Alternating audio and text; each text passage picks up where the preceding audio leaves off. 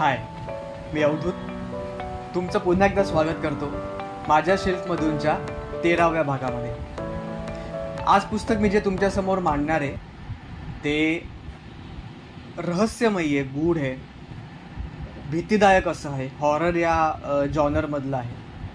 हे पुस्तक खरं तर अनेक वर्षांपूर्वी म्हणजे अंदाजे 10 ते 12 वर्षांपूर्वी माझ्या वाचनामध्ये आलं होतं.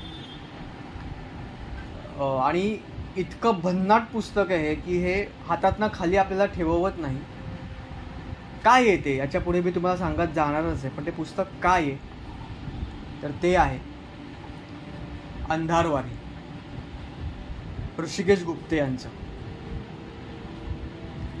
वाचनाला सुरुवात करून अगदी काही वर्षच झाली होती आणि त्याच प्रक्रियेमध्ये, त्या प्रवाहामध्ये हे पुस्तक हाती आलं. याच्याबरोबर याच्या जोडीला अजून एक पुस्तक ऋषिकेश गुप्तेंचंच हातामध्ये पडलं होतं, ते होतं दैत्यालय. आणि ही दोन्ही पुस्तकं मी विकत घेतली होती. मला फार आनंद झाला होता आणि दोन्ही पुस्तकं मी लागोपाठ वाचून काढली आणि तेव्हापासून ही पुस्तकं मनात बसली, तो लेखक मनात बसला, असं सगळं झालं. आणि आता 13व्या भागासाठी आपण कुठलं पुस्तक निवडूया यासाठी 2-3 त्याच्यामध्ये मी निवडी करून ठेवल्या होत्या. त्याच्यामधलं होतं एक अंधारवारी. आणि मग आज मी ठरवलं की चला आपण ह्याच्यावरतीच बोलूया, हेच सादर पुस्तक करूयात. अंधारवारी. आता आपण सगळ्यात आधी बघूया या पुस्तकाचं मुखपृष्ठ. पुस्तकाचं मुखपृष्ठ तुम्ही जर पाहिलं तर सगळ्यात पहिली भीती तुम्हाला या मुखपृष्ठाकडे बघितल्याच वाटेल. नीट पाहिलं तर बघा, उंचच्या उंच मोठे पाषाण आहेत, काळ्याभोर रंगाचे. त्यांना डोळे आहेत, त्यांचे दात आहेत, विचित्र राक्षसी असे दात आहेत आणि ते दात बाहेर आले प्रत्येक वेळेस. एक विकट, विद्रूप आणि अत्यंत गलिच्छ असं हास्य या प्रत्येक पाषाणावरती आहे. त्यांच्या डोळ्यामध्ये एक लालसा आहे, ती रक्ताची असेल, समोरच्या व्यक्तीच्या जीवाची असेल. विचित्र असे हे पाषाण आहेत आणि या पाषाणांची रचना मुखपृष्ठावरती अशी केलेली आहे की बघताना आपल्याला असं वाटतं की याच्यामधनं एक वाट जाते. आणि जसजसं आपण या वाटेने पुढे जात जाऊ तसतसं असे अनेक विचित्र आणि अनेक भयानक अंधाऱ्या दुनियेतले पाषाण आपल्याला भेटत जाणार आहेत वाचक म्हणून. आणि या सगळ्याला मागे जो रंग आहे तो ब्राऊन आहे, तपकिरी रंग. तपकिरी रंग हा गडद रंग दर्शवतो, गडदता दर्शवतो. तो पृथ्वीचा रंग असा एक दर्शवतो की ज्या गोष्टी पृथ्वीला लागून असतात, ज्या पृथ्वीतून येतात, अशा सगळ्या शक्ती म्हणा, अशा सगळ्या गोष्टी म्हणा, अशा गडद रंग हा नेहमी दर्शवत असतो, तपकिरी रंग. त्याच्यानंतर इथे त्याच रंगाच्या हलक्या छटेमध्ये नाव आहे अंधारवारी. हे नाव अतिशय विलक्षण आहे, वेधक आहे, कारण याच्या शेवटी तर वारी, प्रकाशवारी आपल्याला माहिती असते किंवा अजून अनेक वेगवेगळ्या प्रकारच्या वाऱ्या आपल्याला माहिती असतात, पण अंधारवारी असं पण कधी ऐकलेलं नसतं. त्यामुळे जेव्हा आपण अचानक अंधारवारी असं ऐकतो तेव्हा एक क्षण आपलं सगळं चित्त त्या नावाकडेच वेधलं जातं की अंधारवारी काय असेल, इतकं विचित्र नाव असं. त्यामुळे इतकं चपखल नाव या कथासंग्रहाला आहे. हा कथासंग्रह आहे ऋषिकेश गुप्तेंचा. हे मुखपृष्ठ इथे संपत नाही, हे पुन्हा आतमध्ये चालू राहतं. ते कसं, इथे पुस्तक उघडल्या दोन्ही बाजूला त्या अंधारवारीमध्ये जेव्हा वाचक शिरतो तेव्हा त्याला सगळ्यात आधी जो अंधार भेटतो तो अंधार आहे. तो अंधार संपल्यानंतर अनुक्रमणिका सुरू होते. अनुक्रमणिका मांडण्याची एक अतिशय खास अशी शैली आहे, ती म्हणजे पुन्हा एकदा इथे भेटतात आपल्याला ते प्रचंड भले मोठे असे पाषाण, राक्षसी पाषाण. आणि त्या प्रत्येक पाषाणाला एकेका कथेचं नाव आहे. अशा मला वाटतं 6 ते 7 कथा आहेत. 1, 2, 3, 4, 5, 6 कथा या कथासंग्रहामध्ये आहेत. या कथासंग्रहाची जी अर्पण पत्रिका आहे ती चित्तवेधक आहे, चित्तथरारक आहे. ती काय आहे तर ती अर्पण पत्रिका असं सांगते की माझ्या मनाच्या काळ्या कपारी चालतो मी आता ही अंधारवारी, संपता न संपे ही अंधारवारी, जोडतो मी आता नवे वार करी. माझ्या अंधारवारीत सामील होणाऱ्या समस्त वाचकांस, म्हणजे जो जो हे पुस्तक वाचेल तो या अंधारवारीमध्ये सामील होणार आहे, त्याचा वारकरी होणार आहे. ही गोष्ट इथेच अर्पण पत्रिका स्पष्ट करते. आणि विश्वास ठेवा, एक वाचक म्हणून हे काही अंशी खरं सुद्धा आहे. कसं ते मी पुढे सांगतोच. पण ही अर्पण पत्रिका आपल्याला वाटेल लेखकाने लिहिली आहे, पण हा कथासंग्रह वाचल्यावर हे स्पष्ट होतं की खरं तरी अर्पण पत्रिका एका पात्राच्या मनामधले विचार आहेत. हे पात्र कुठलं आहे, कोणत्या कथेतलं आहे, त्यासाठी तुम्हाला हा कथासंग्रह पूर्ण वाचावा लागेल. तर असं आहे या कथासंग्रहाचं मुखपृष्ठ.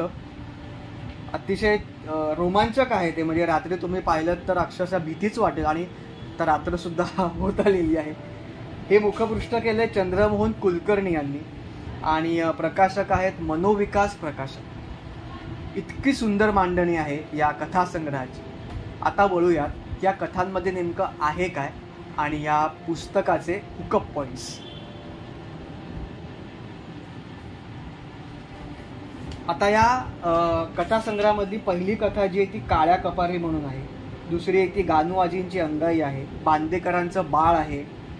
ती गेली तेव्हा आहे. वॉचमन आहे. गोष्ट अजून संपली नाही आहे. अशा 6 कथा आहेत. याच्यामध्ये मला ज्या कथेने दरदरून घाम फोडला होता, मी खूप जास्त भिदरलो होतो. आणि अक्षरशः हे कथासंग्रह वाचून झाल्यावर रस्त्यातून येणाऱ्या जाणाऱ्या आज्यांना सुद्धा मी घाबरायला लागलो होतो. अशा गोष्टी म्हणजे गानूआजींची अंगाई आणि बांदेकरांचं बाळ अतिशय दरदरून आपली वाट लावणाऱ्या या कथा आहेत. पहिली कथा काळ्या कपारी सुद्धा. काळ्या कपारी ही अक्षरशः जागा आहे एक. आणि मगाशी मी तुम्हाला म्हणालो की आपण याचे वारकरी होतो असं का वाटायचं आहे, कारण मला वाटतं काळ्या कपारी या कथेमध्येच पुण्याच्या जवळपासच्या एका जागेचं वर्णन आहे. आणि ते वर्णन वाचत असताना मला काही मिनटं असं झालं, ही जागा इतक्या जवळ आहे, आपण कधी पाहिली नाही ते. आपण इतक्या वेळा मुंबई पुणे प्रवास केला, पण ही जागा आपल्याला कधी घाटातनं किंवा त्या झाडी झुडपांमधनं कधी दिसली नाही. कधी शंकासुद्धा आली नाही की इथे अशी एखादी जागा असू शकेल.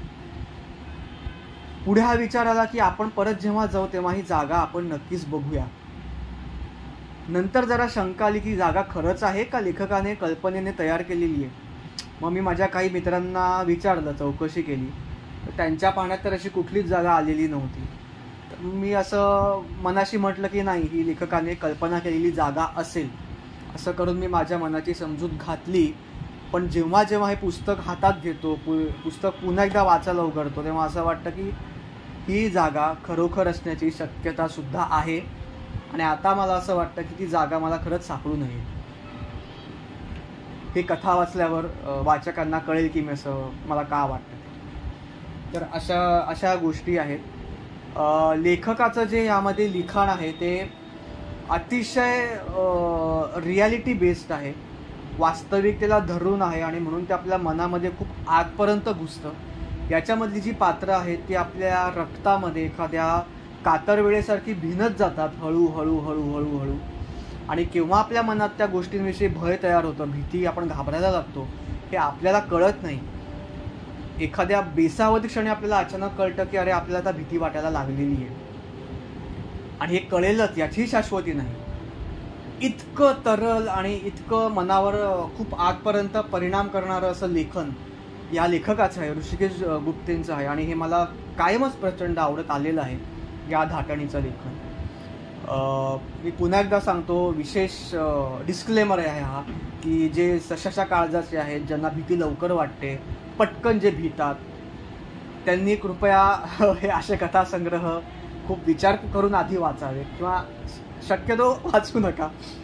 कारण हे वाचायला एक खूप वेगळं धाडस घेऊन उतरावं लागतं. नारायण धारप झाले, मतकरी झाले, आता ऋषिकेश गुप्ते असे जे भयकथा लिहिणारे आहेत आणि गूढ रहस्यमय कथा लिहिणारे आहेत, हा प्रांत वाचायला, त्यात शिरायला एक वेगळं धाडस घेऊन उतरावं लागतं. आणि त्याची परीक्षासुद्धा होते तिकडे. असं नाही की ते आपल्याला टिकून राहतं. तर त्याच पंथामधले, त्याच वारीमधले हे अतिशय दणकट असे लेखक आहेत ऋषिकेश गुप्ते. आणि त्यांचे हुकअप पॉईंट्स जर सांगायचे झाले तर त्या कथांमध्ये, त्या परिसरामध्ये आणि त्या गोष्टीमधनं जे वातावरण तुमच्या भोवती तयार होतं मनात, त्यामध्ये तुम्ही अलगद कधी गुंतत जाता.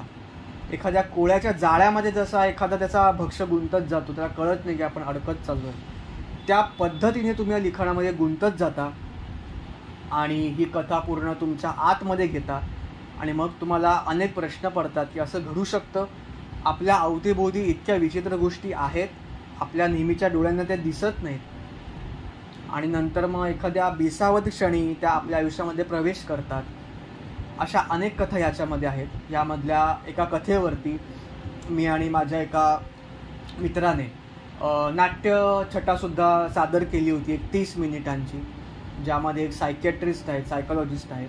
त्यांच्याकडे जो येणारा पेशंट आहे त्याला मनामध्ये एक विचित्र लकब आहे की सतत आकडे म्हणत राहायचे. ती कथा वाचताना काही क्षण माझा तोल ढासळला होता आणि मला काही दिवस सवय लागली होती मला सुद्धा की असे आकडे मनामध्ये म्हणत राहायची. एका क्षणाला मला ती सावधता परत माझी आली आणि मला वाटलं की मला एक चुकीची सवय लागते. तर मी ती सवय माझ्यातनं मग तुटली, संपली ती. त्या कथेवरती आम्ही सादरीकरण केलं होतं. सादरीकरणसुद्धा अनेक लोकांना ते आवडलं होतं. कथा लोक विचारत होती, तुम्ही लिहिलंय का? म्हटलं नाही, मी नाही लिहिलंय. ऋषिकेश गुप्ते म्हणून खूप सुंदर लेखक आहेत, त्यांची कथासंग्रह आहे, त्याच्यामधली ही कथा आहे. अशा अनेक कथा यामध्ये तुम्हाला वाचायला मिळतील. तर हे पुस्तक तुम्हाला जिथे मिळेल जरूर विकत घ्या. कोणाकडे असेल त्यांच्याकडनं मागून घ्या, त्यांना परतही द्या वाचून झाल्यानंतर. लायब्ररीजमधनं घ्या, पण नक्की वाचा आणि मला कळवा की हा कथासंग्रह तुम्हाला कसा वाटला ते. तर या अंधारवारीच्या वारीमध्ये तुम्हीसुद्धा एक वारकरी जरूर व्हा. थोड्या काळासाठी अनुभव घ्या आणि बघा कसं काय वाटतं ते. पुस्तक कसं वाटलं माझ्यापर्यंत नक्की पोचवा. आणि आपल्या माझ्या शेल्फमधूनच्या या सगळ्या भागांमध्ये अजून कोणत्या प्रकारची पुस्तकं, कोणत्या प्रकारचे जॉनर्स तुम्हाला ऐकायला आवडतील हे सुद्धा मला खाली कमेंट बॉक्समध्ये कमेंट करून नक्की सांगा. आजचा हा एपिसोड, आजचा हा भाग तुम्हाला कसा वाटला हे सुद्धा मला कमेंट बॉक्समध्ये नक्की सांगा. 1-2 मिनटं पुरतात कमेंट देण्यासाठी, तेवढाच मलाही हुरूप मिळतो. मला सुद्धा हे कळतं की माझं बोलणं, माझं मांडणं तुमच्यापर्यंत कसं पोचतंय, तुम्हाला ते आवडतंय का आवडत नाही, काय नेमकं घडतंय, माझ्यापर्यंतही पोचतं. आपण एकमेकांशी संवाद ठेवत राहू, ही देवाणघेवाण करत राहू. पुन्हा एकदा भेटूया माझ्या शेल्फमधूनच्या पुढच्या भागामध्ये. बघा, आता मी बोलता बोलता म्हणणार होतो की पुन्हा भेटूया अंधारवारीच्या पुढच्या भागामध्ये. असं आहे हे पुस्तक आणि इतकंच दणदणीत आहे, दैत्यालय. ते सुद्धा मला सापडलं की मी नक्की प्रेझेंट करीन. तूर्तास इथे थांबतो. Bye bye. शुभरात्री.